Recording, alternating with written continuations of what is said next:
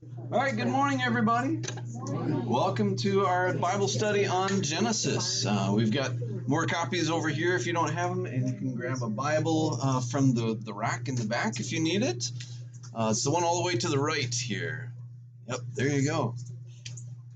So we're looking at the story of one man, 4 women, and 12 sons. The story of Jacob and Esau.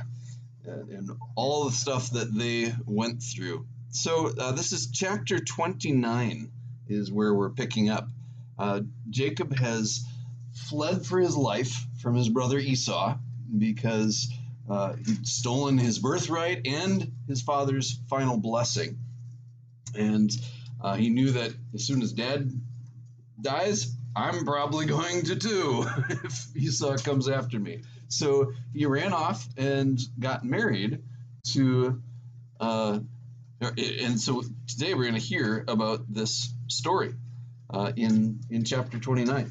But to get started, what I want you to do is turn to like 3-4 people next to you and ask this question. So the first couple ones on your page there. What size family did you grow up in? And where were you in that birth order? And what did you like best and least about that? So turn to a couple of people and talk about that.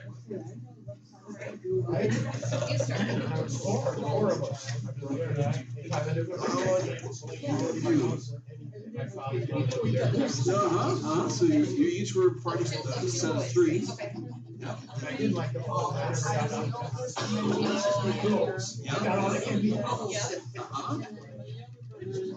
Always had to work on it's just always working on the farm. It's a dull life.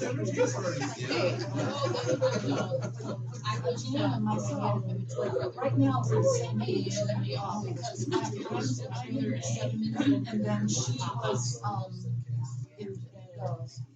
Okay. Yes. So like Irish twins practically. So you're kind of the middle child. First one. I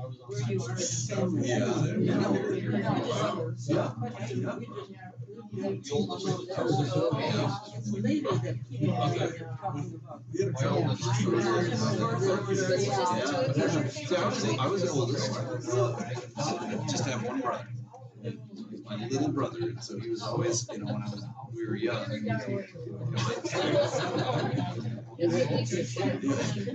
But then, when I came home from college one summer, I was shot up. I was now 6'8". So my little brother said, "Hello." So I'm not going to be picking you.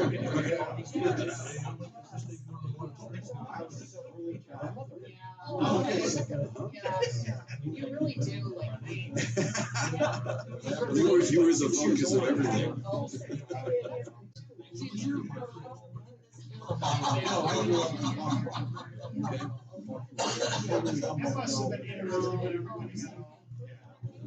I know. I just was taking pictures of my art kids are helping Sunday school for today, and they each have a station that they're seated at that they're going to have something to read. But anyway, I said, it's totally I'm taking a picture of everything. Oh, yes, yeah. How many times have we had this conversation? We mostly did. I don't wasn't really a take matter that of who was old. They just do the number. You were in different grades? I used it when they were babies. I was good at so photo album for Cassidy for like the first month.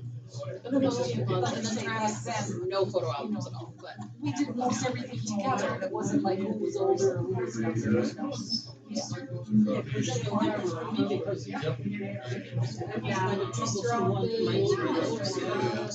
I did it today.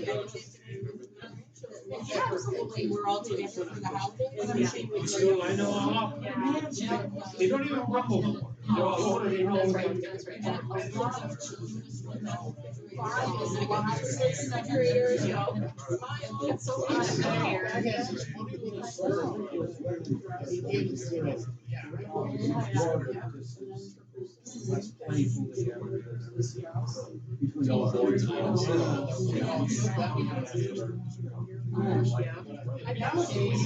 And it makes a difference how much space there is between us. Three boys, each of them are 7 years apart. It's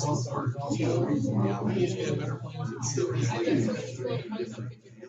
Yes. 14 And years. still old family. Right. So they had kids. Yeah. In They high school. really stretched it Really, out. for 20 some years. College, that's part of the way. Right. Really stretched Hey, it that out. would probably fit those, that would probably fit those little boys. Some from a family and some kids, you know, because they went to their parents just the small place. So some kids had to live in Everybody went to you know, they were girls Where was that? and, you know, it's was back then. So it used to be this, you know, people had a lot of On the boulevard, parents had a lot of right? children. Nowadays, children don't have a lot of parents.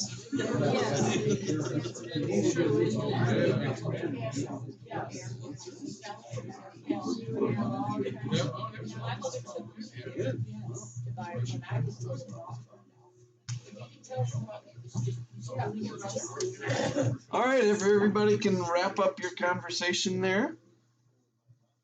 So, today we're going to be, so how many of you came from a family of one kid? 2, that's me. 3, 4, 5, or more? How much? 7. Oh my goodness. Well, that's chicken scratch compared to Jacob. Jacob ends up with 12 sons. He ends up with 12 sons and a daughter. So, how did Jacob end up with so many kids? Yeah, 4 different women. So, and who were the women, and why did he end up with so many of them? Yeah. So he goes to his relative Laban, and he meets this girl, who's a shepherdess at a well, and he's so impressed with her that he opens the well all by himself, waters all of her flock for her. She's beautiful. He wants to get married. There's a problem. What's the problem? She's the younger daughter. And his dad didn't say anything about, the older one's got to get married first. So they agree that Jacob's going to work for 7 years for Rachel. Yeah. But for him, it went by like a flash, and yeah, so this is verse 20 of 19. He said, Jacob served 7 years for Rachel, and they seemed to him but a few days because of his love for her. And then he said, okay, time's up. Time for the marriage. And so they gathered together, made a feast, and what happened next? So Jacob is the one, his name means trickster, heel grabber. He was the one holding on to his brother when his brother was born first, and then he tricked his brother out of his. And so now the trickster is getting tricked. It's really the most terrible story. Oh, isn't it though? Can you imagine? That's like something that would happen on a terrible soap opera. Right. This is in the Bible. Yep. Yeah. So, back then they, had, lots of veils and went into the tent after the wedding, And it darkened the tent, and who knows how much celebrating they had done. Yeah, but Leah didn't tell Jacob that he was Leah. No. Next morning he wakes up and he's like, wait a minute. This is Leah. So he says, what is this you have done to me? Did I not serve you for Rachel? Why have you deceived me? And what's the excuse Laban gives? Oh yeah, the oldest guy. That's the tradition here. So, complete the week of this one. Because back then the wedding, celebration would last for a whole week. So finish out the week with her, and then I'll give you the other one too. In exchange for 7 more years. Yeah. So, all right, he was with Leah for that week. And then they had another wedding, and he got Rachel too, and served Laban another 7 years.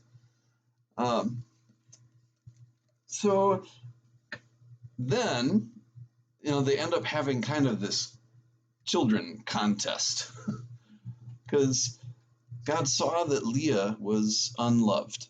And so verse 31 said, when the Lord saw that Leah was hated, unloved, he opened her womb.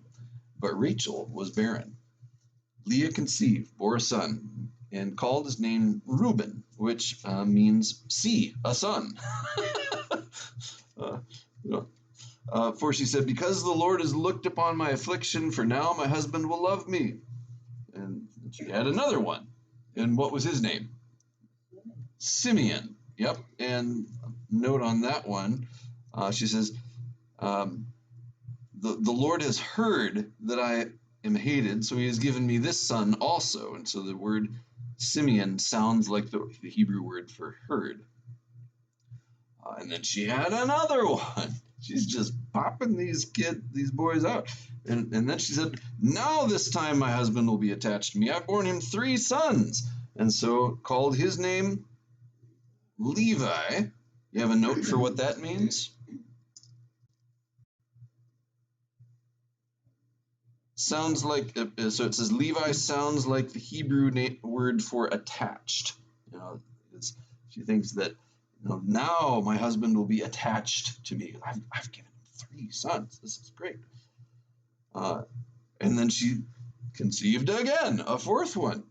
This time I'll praise the Lord, she said, and called him Judah, because Judah sounds like the Hebrew for praise. Hallelujah. Judah. Yeah. But then she ceased bearing.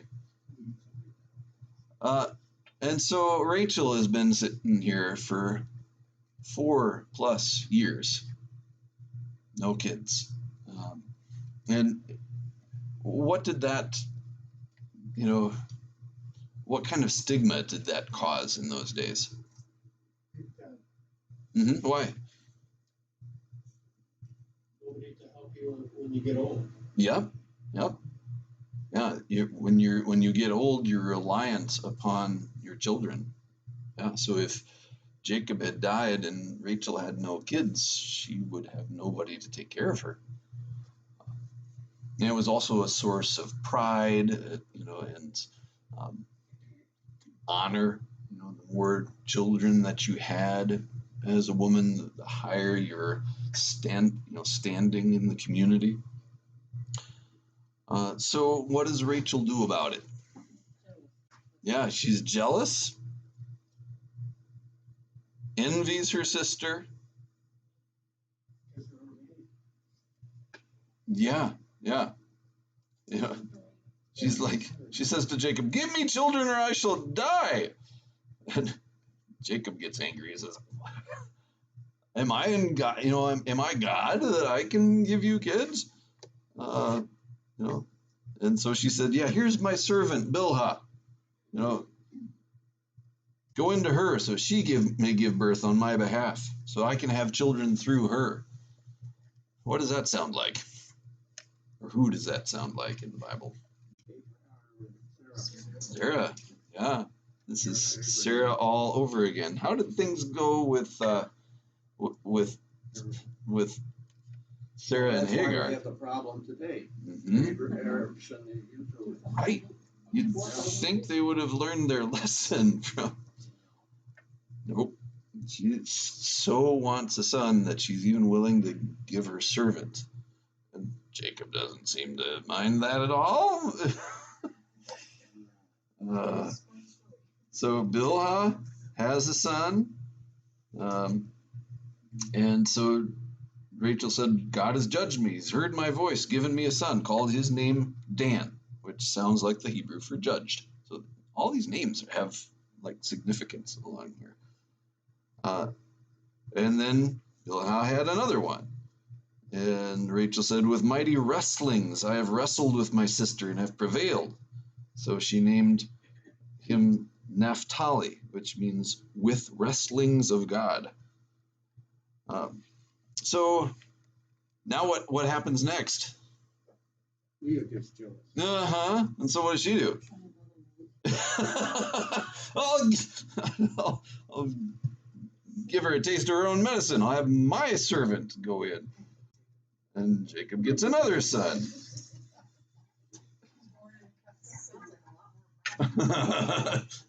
You've heard the phrase, more money, more problems. More wives, more problems. David found that out. Oh my goodness. Yeah, and Solomon. Yeah. There's a reason that God made Adam and Eve for each other and said, yeah. Wow. Stay with each other. Yes. From the very, and that's what Jesus said too, was from the beginning, he made them male and female and blessed their marriage. So, but Zilpah bears a son. Leah says, good fortune has come, and names him Gad, which sounds like the Hebrew for good fortune. And then Zilpah bears a second son, and Leah says, I am happy. So she called his name Asher, which sounds like happy. And then, this is a really interesting thing. So the days of the wheat harvest, Reuben goes and finds mandrakes and brings them to his mother Leah. Apparently mandrakes back then were used for fertility. They thought that there was some sort of fertility power in mandrakes. And so Rachel is like, give me some of those. Give me some of your son's mandrakes. And Leah says, well, you've taken away my husband. Would you take away my son's mandrakes too? And Rachel said, well, then Jacob can lie with you tonight so I can have the mandrakes. And so Jacob goes in and, and Leah bears another son. And Leah says, God's given me my wages because I gave my servant to my husband. So she called his name Issachar, which sounds like the Hebrew for wages. Your wages! And Leah conceived again, a sixth son, and said, God has endowed me with a good endowment. Now my husband will honor me because I've borne him 6 sons, named him Zebulun, which sounds like the Hebrew for honor. And then she bores a daughter and names her Dinah. And then finally, Rachel has a son. And she says, God has taken away my reproach and called his name Joseph. Yep. Which, saying, may the Lord add to me another son, because Joseph means may he add. And also like the Hebrew for taken away. God has taken away my reproach. So then after that, Jacob, is wanting to go back home. But Laban says, no, please don't go. The Lord has blessed me because of you. Name your wages, I'll give it. And conniving Jacob says, this is verse 28, 29. How I've served you, how your livestock has fared, with me. before, you had little before I came. Now it's increased abundantly. The Lord has blessed you. And, I need to provide for my own household. And so Laban said, well, what can I give you? And Jacob said, tell you what, don't give me anything. I'll pasture your flock again, but let me go through your flock today, and I'll take all the speckled sheep, the not so nice ones, and the speckled goats, and every black lamb. And then, from now on, all of the black and spotted ones, you'll know those are my herd, and all of the other ones, those are yours. Okay. But that very day, Laban takes all of the spotted and speckled and black ones out of his herds and sends them far away with some other shepherds. And then Jacob tricks him back. You remember what he did there in verse 37 and on? And Jacob took him rods of green poplar and of the hazel and chestnut trees, and piled white stakes in them, and made the white appear which was in the rods. Yeah, so he peeled all these sticks and put them in front of the watering places, and so the flocks bred in front of those sticks, and then produced striped and speckled and spotted lambs. That sounds like some kind of weird. How did that work? And so then, what ends up happening to their flocks? He gets all of those. Right. And there's very few of the white ones. And then he even, whenever the stronger of the flock were breeding, he'd put the sticks in the troughs in front of them. But then for the feebler ones, he didn't put them there. So thus the man increased greatly. So the feebler ones were Laban's, and the stronger ones were Jacob's. And so he got more and more and more, and Laban's got less and less and less. So his father-in-law is figuring this out. Something's not right here, and he's getting angry with him. So Jacob decides to take off. He doesn't, he's worried that he's going to come after him because of his trickery, and so they head out. And overnight, he takes everything that he's got. He got everybody together, and they head out. Well, Laban finally hears about, and not only does he take all of his stuff, but Rachel takes something. What does she take? Oh, household God. Yeah. So Laban, was one of those, like most people in those days, had his own set of household idol statues that he would worship. And Rachel decides to take them with her. And so Laban comes after them, pursues them out into the country, finally overtakes him. He's like, what have you done? Why have you tricked me? Why have you taken all of my daughters away? I wanted, if I knew that you were going, I would have sent you off with mirth and songs, tambourine and lyre. I would have liked to at least kiss my sons and daughters goodbye.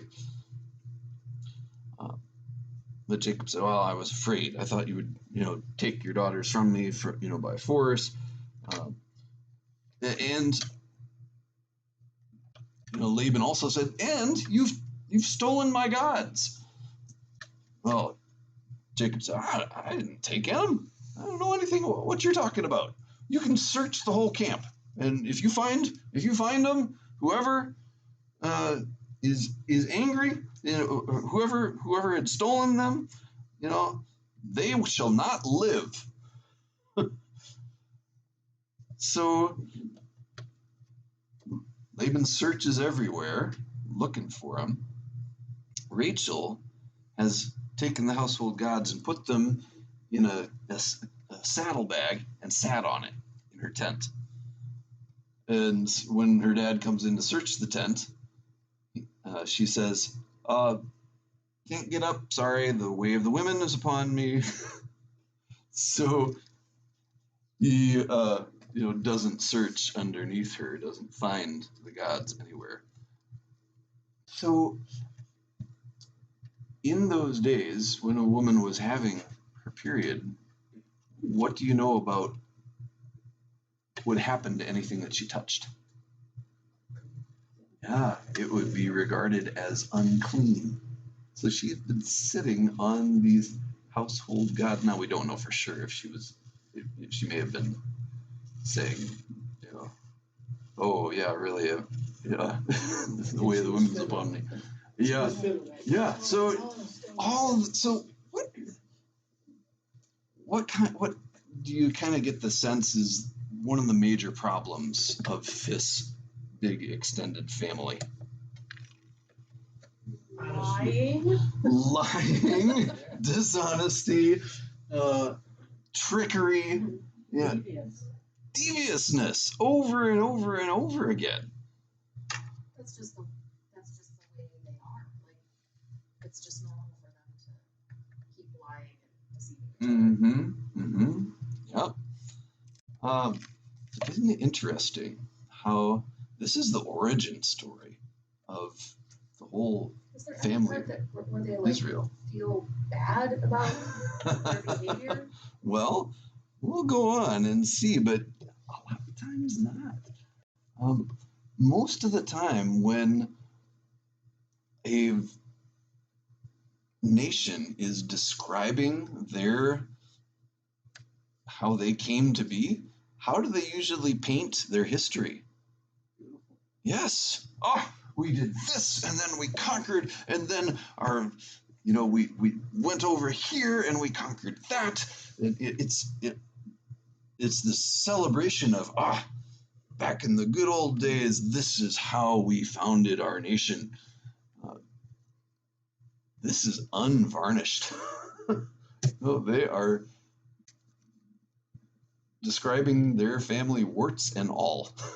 So honest. Do you think that back then, too, they've always lied and cheated? They figured, well, I think once a month we'll go out and butcher and sacrifice a sheep or a lamb, and I'm okay. God knew from the very beginning that people are going to continue to mess up and going to continue to be full of sin, deceit, and there needed to be a way for them to deal with that. So they, in other countries, in other tribes, the way that you would bargain with the gods was through sacrifice. But it was typically to try and get on their good side or to try and impress the gods. And you never knew if it was enough. So if the gods didn't answer or seemed to be angry, then you gave a bigger sacrifice and a bigger one and a bigger one. And where did they even end up going with that? They would even give their own children. But when God had tested Abraham earlier in the story, he essentially said to him, "That's not the kind of God I am. Don't harm the boy. Here's a ram in the thicket instead. I'll provide something for you." So when we get to Moses and the sacrificial system that they set up, that God gives to them, it wasn't a way of bargaining with God. It was a way of saying, your sin, you can know that your sins are forgiven because this animal died instead of you. And the blood was used to purify the camp and purify the tabernacle so that God could dwell with them. But it was very regimented, when this happens, you do this. When this happens, you give this. So it was never like all these other nations where I've got to give more and more and more and more. Yeah. Yeah. The story of Rachel stealing her father's idols. Right. It was another example of trickery or deception. Yep. All the other stories of deception or trickery had like you could see, okay, God had a reason for, there was a reason for that. It's like, okay, Jacob tricked Esau, and that kind of forced him to get sent away. Brought some, but the story of her stealing the gods, it never resulted in anything. She stole them. The father didn't find them. Right. I don't know. It just kind of struck me like, okay, well, what was the purpose of even telling that story? Yeah. Well, maybe just to show here's why he chased after them. But also later, there's another time where I'm trying to remember. Oh, it's got to be sometime soon here, because Rachel dies by chapter 36.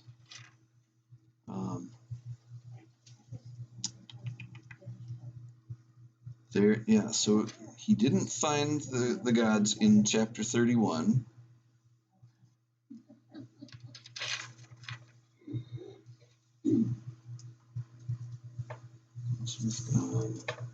Esau.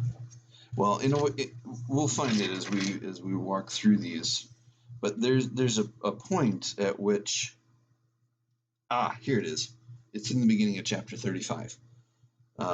This is after God has appeared to Jacob, and in verse 2 it says, Jacob said to his, and so verse 1, God said to Jacob, go to Bethel, dwell there, make an altar to the God who appeared to you when you fled from your brother Esau. Jacob said to his household and to all who were with him, put away the foreign gods that are among you. So he knew they had foreign gods. Purify yourselves, change your garments. We're going to go to Bethel. I'm going to make an altar to God. So they gave to Jacob all the foreign gods that they had, the rings that were in their ears. Apparently that was somehow connected to their worship of other gods. And Jacob hid them under the terebinth tree that was near Shechem. So it was a way of saying, we're going to leave that old life behind. We're going to just worship the one true God. Where was that? That's chapter 35. Yep.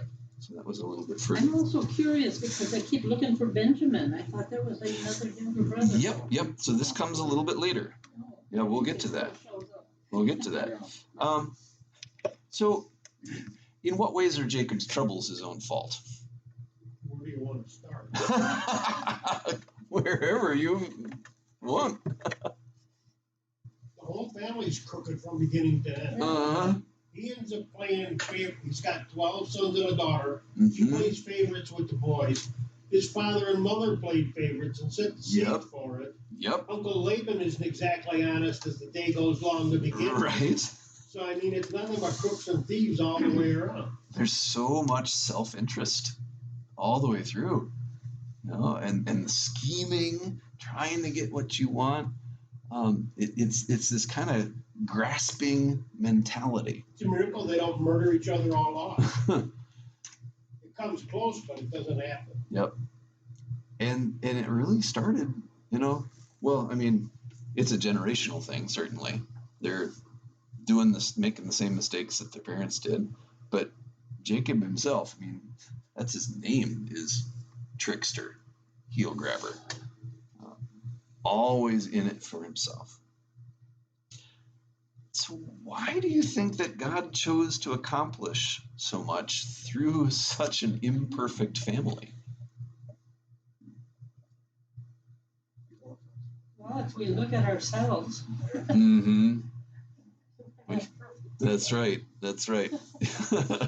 You know, Through that we're line, s- Jacob and on down that Christ came. yeah, we're so quick to point out faults in others, you know, point the finger, but then we've got three fingers pointing right back at ourselves because we make stupid mistakes ourselves, say things that we shouldn't, do things we shouldn't. So maybe the story of this messed up, conniving, jealous family shines a spotlight on us too. It says, you know, God's people have always been this way. Um, how much do we need a Savior to deliver us from ourselves? Look at the business of playing favorites. It even came out in Egypt after Jacob died. The other 10 brothers are like, now that Dad's gone, is he gonna kill us all?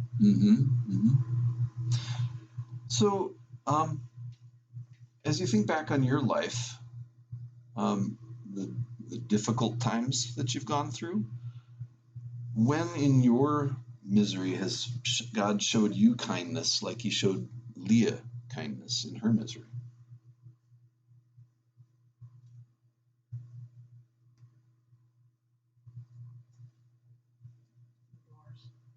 What's that? Ah, yeah. Like you thought everything you had. Yep. Suddenly there's this new door open. We certainly felt that coming here. God had opened a fresh new door for us. You just have to hang in. A lot of times the troubles that we go through build up endurance and perseverance. I was really hesitant about going downstate, but it worked out to be beautiful 10 years. Yep, sometimes you wonder, how's this gonna go? And then God opens things up.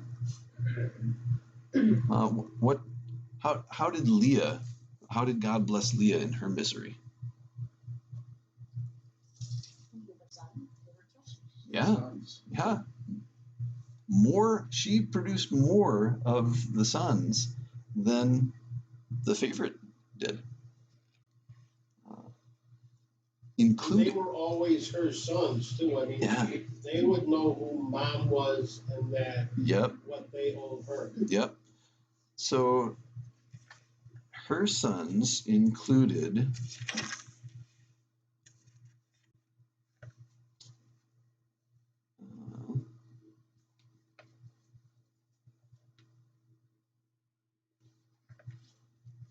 Reuben, Simeon, Levi. What do you remember about Levi and his family? The Levites. So yeah, they're all the priests, the ones that care for. Right. Yep. Because they were the ones that were assigned. So they had really a special place in the tribes. And then, what was her last one before she ceased bearing for a while? This is at the end of chapter 29. Judah. What do you know about the family of Judah? That's where Jesus came from. So the one who was unloved, God uses her family line to bring the Messiah. So they've had all these kids, and finally, Rachel finally has a son, names him Joseph. We're going to be hearing a lot about him in the coming weeks. Somebody was asking about Benjamin before in my since that Rachel died by having the right. So that's coming up. All right. So we've finished with chapter. So we're in the middle of chapter 31 where Laban didn't find his household gods, And so then they kind of make a little treaty between them. This is verse 44. Let's make a covenant. Let it be a witness between us. And so they make this witness heap of stones and say, the Lord watch between you and me when we are out of one another's sight. If you oppress my daughters, or if you take wives besides my daughters, this is Laban is saying, then, although no one's with us, God is a witness between you and me. So this is kind of a treaty of peace between them. Yeah. Okay. No, I haven't heard that. So then Laban kissed his grandchildren and his daughters, blessed them, and headed back home. And so Jacob is heading home, but what's the problem waiting for him at home? He is worried.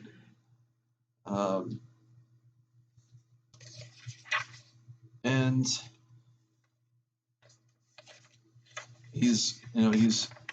so he sends messengers and says, hey, I've been with Laban. I've been blessed. I have oxen, donkeys, flocks, male servants, female servants. I want to let you know, I'd like to find favor in your sight. And in verse 6, what do the messengers say when they come back?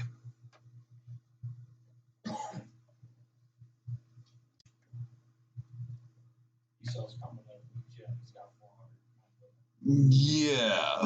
What is he worried about here? Personal army coming after me. Oh no. So what does Jacob do? He's heading Esau's way. He knows he can't outrun him. What does he start doing? Family up or his group up and sends them ahead. Yeah. So he sends. Like as much. Right. So he divides his whole group into two big camps, and then sends like a present out ahead, a whole bunch of goats and ewes and rams and camels and all this stuff, and he says, you go out on ahead of everybody else, and then when Esau says, to whom do you belong? Where are you going? What are all these flocks? And say, these are from your servant Jacob. They're a present. And then he did the same with a second group and a third group. So sends all these on, and then he stays there and he sends his wives and his servants and his 11 kids on ahead of him. And then he stayed alone on the other side. So why do you think he did that? He wrestled. Yeah, so he was trying to soften up Esau, by sending all of these gifts, and what a coward though. He sends everybody on ahead of him and he stays on the other side of the river, like he's waiting to see what's going to happen. Maybe he can get away but then what happens overnight? And he wrestles with an unknown. Yeah, there's this unknown guy who's wrestling with him all night long until the breaking of the day. And somebody read that verse 24 through. Then Jacob was Yeah, left go ahead. alone, and a man wrestled with him until the breaking of the day. Now, when he saw when he saw that he did not prevail against him, he touched the socket of his hip, and the socket of Jacob's hip was out of joint as he wrestled with him. And he said, "Let me go, for the day breaks." But he said, "I will not let you go unless you bless me." So he said to him, "What is your name?" He said, "Jacob." And he said, "Your name shall no longer be called Jacob, but Israel, for you have struggled with God and with men and have prevailed." Yeah, keep going. Then Jacob asked, saying, "Tell me your name, I pray." And he said, "Why is it that you ask about my name?" And he blessed him there. So Jacob called the name of the place Peniel, for I have seen God face to face, and my life is preserved. So just as he crossed over Peniel, the sun rose on him, and he limped on his hip. Therefore, to this day, the children of Israel do not eat the muscle that shrank, which is on the hip socket, because he touched the socket of Jacob's hip in the muscle that shrank. So, what questions does that bring up? What happened here? Well, Jacob didn't die if he saw the face of God, which Yeah. is unusual. Moses didn't. Right. Either. Yeah. But this is the second time he changes his name because he changed it earlier. I looked that up when I saw it. He had already changed his name to Israel a couple verses before, because I questioned that when I was reading through there. No, it's actually a couple of chapters later. Well, maybe then when I was reading the chapter 35, he reaffirms that. Yeah. This is where he changes it. So what does he change his name to? Israel, which means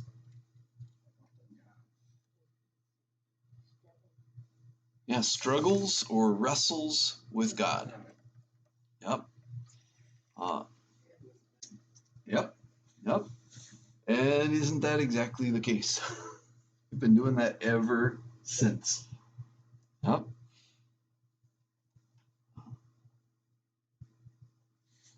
What else strikes you as unusual about that story? Or what questions do you have about it? It said that when the man saw that he couldn't prevail, which means God couldn't prevail against Jacob, which doesn't make any sense. Isn't that interesting? Somehow God must have limited himself so that he was equal to Jacob. He didn't just, scrunch it. He somehow put aside his divinity and became. So how have you heard this interpreted as far as who this was that Jacob was wrestling? That could have been an angel. Could have been an angel. He represented God. Right. Some people wonder, is this the Son of God? Is this like a pre-incarnate Jesus? Who, because afterwards. Who else could it be? I mean. Yeah. Yeah. So, because that's what Jesus did, is he emptied himself. He became a servant. He took on human flesh, so that he hungered and thirsted and struggled and bled and died. So, all of those things for us. Maybe that was who Jacob wrestled by the waters. It says in this Gideon here, it says, "For as a prince you have power with God and with men." He's calling Jacob a prince. Now, okay. Yeah, in this one it is translated, "You have striven. Your name shall no longer be called Jacob, but Israel wrestles with God. For you have striven with God and with men and have prevailed." For as a prince hast thou power with God and with men. Interesting. That's just a different translation. Gideon, With Hebrew, the words have lots of different meanings because there's such smaller vocabulary than we have in English. We have many meanings for words. Yep, exactly. Jacob calls this place Peniel, which means the face of God. It says, "I've seen God face to face, and yet my life has been delivered." But it was at night, so he didn't see him, as clearly as when the sun is up.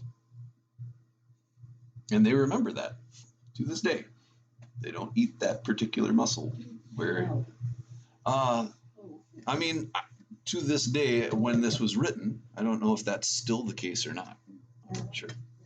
Yeah, maybe it is among certain sects of But is there any other Israel. place where a person said, I have seen God face to face? Yes, Moses talked with God face to face. And when he came out of the tent of meeting, his face was shining with the glory of God, and people were so afraid that he put a veil in front of it.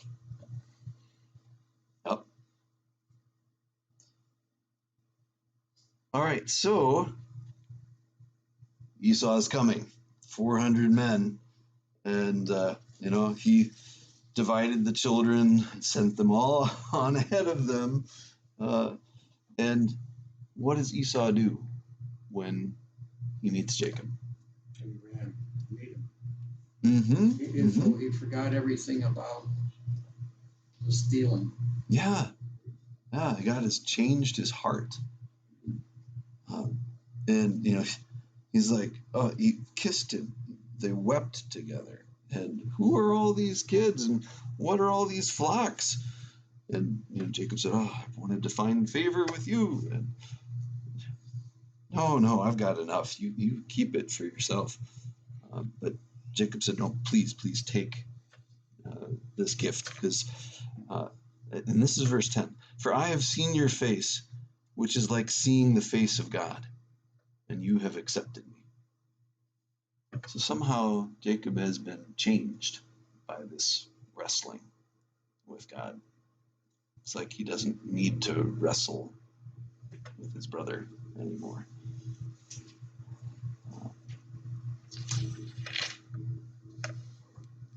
So then we get to chapter 34. You remember reading this if you read through, if you're reading along for the 1 year chronological Bible? It's the story of Dinah. So that's the daughter of Leah. What happens to her? Yeah. Yep. By the son of the prince of the land. He lay with her and he seized her, lay with her, and humiliated her. But then his soul was drawn to Dinah. He loved her. He spoke tenderly to her and wanted to marry her. So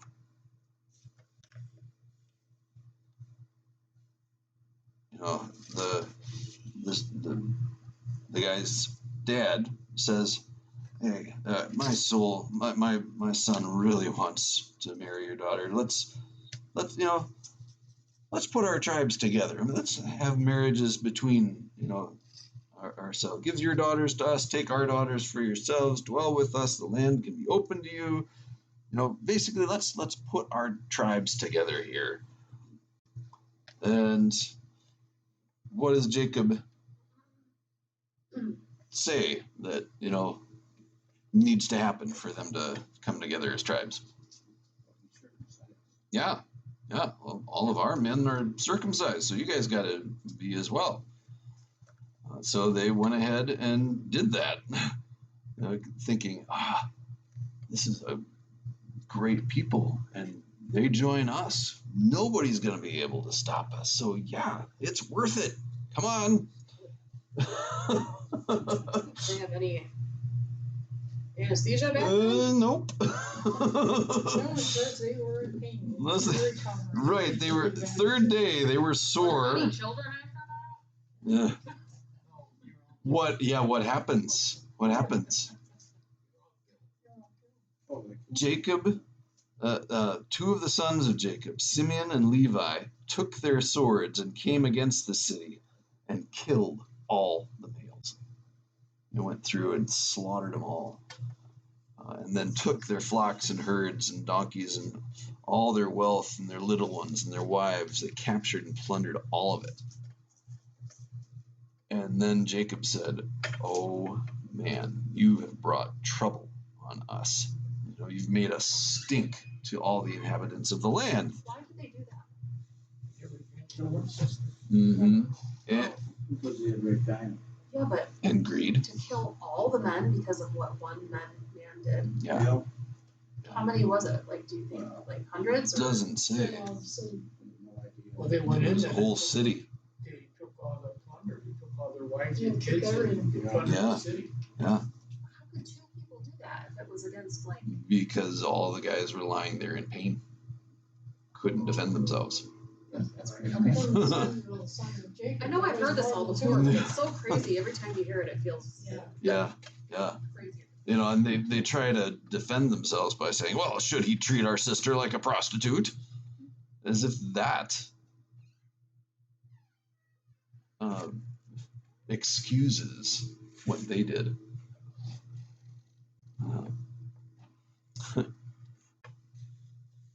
Have we seen something similar today in that region? You know, Hamas did terrible things to people from Israel. And what has Israel done in response? 10 times Yeah. more. Yeah, like 20 times as many people, and leveled neighborhoods and cities. And this is nothing, there's nothing new under the sun. But even in the wake of all of that, God still blesses Jacob and his family. This is Yet where, the Israelites and Palestinians were getting along together before that attack by Hamas. well, I mean, Hamas has, you know, their sworn intent is to destroy Israel. Right. And that's why they have been Right. building up all these So it's not weapons really and the Palestinians that are the problem. It's Hamas. But right. the There Palestinians are caught up in it. so yeah. Yep. The innocent. And the more people that Israel kills, the more people are going to want to support Hamas's. You know, it's such a terrible, terrible thing. But there's also Palestinian Christians.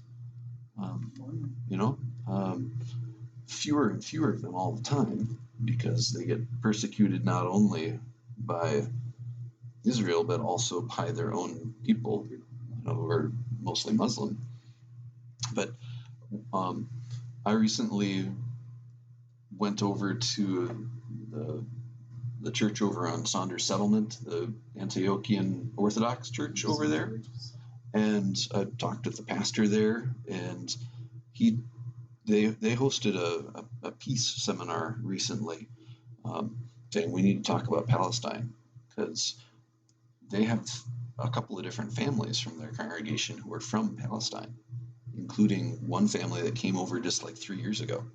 Yeah, they're from Gaza, right? Right. Yeah, from Gaza. And when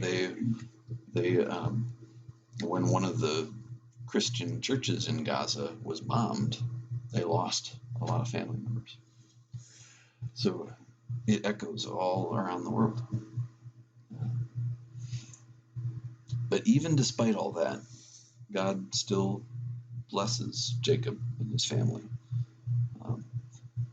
God says, so this is chapter 35. He says, "Arise, go up to Bethel and dwell there. Make an altar there to the God who appeared to you when you fled from your brother Esau." And so they put away all those foreign gods. They buried Laban's household gods underneath a tree.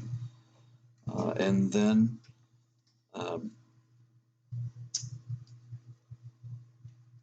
God again appears. So this is verse 9. God appears to Jacob again and blesses him and says, "Your name will no longer be called Jacob. Israel will be your name. I am God Almighty. Be fruitful and multiply. A nation and a company of nations shall come from you. Kings shall come from your own body. The land that I gave to Abraham and Isaac I will give to you, and I will give the land to your offspring after you." And then Jacob set up a pillar of stone there and poured out a drink offering, poured oil on it, and called the name of that place Bethel, which means house of God. When we were in Iowa, there was a little Lutheran church there in town named Bethel Lutheran. as they. There was in Buffalo too that I went to for Oh yeah, 34 years. yeah, House of God. Yep. So, what are some like marker stones for you that you've set up in your life to remember important experiences?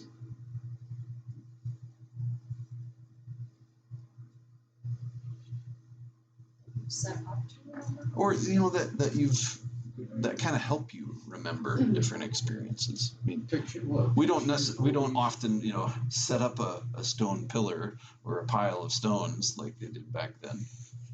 Movies, pictures, Yeah. mementos, and then Yeah. T-shirts, hats, Yep. stuff like that. Mm-hmm. Genealogy or biographies, Mm-hmm. or autobiographies. Sure. Yeah.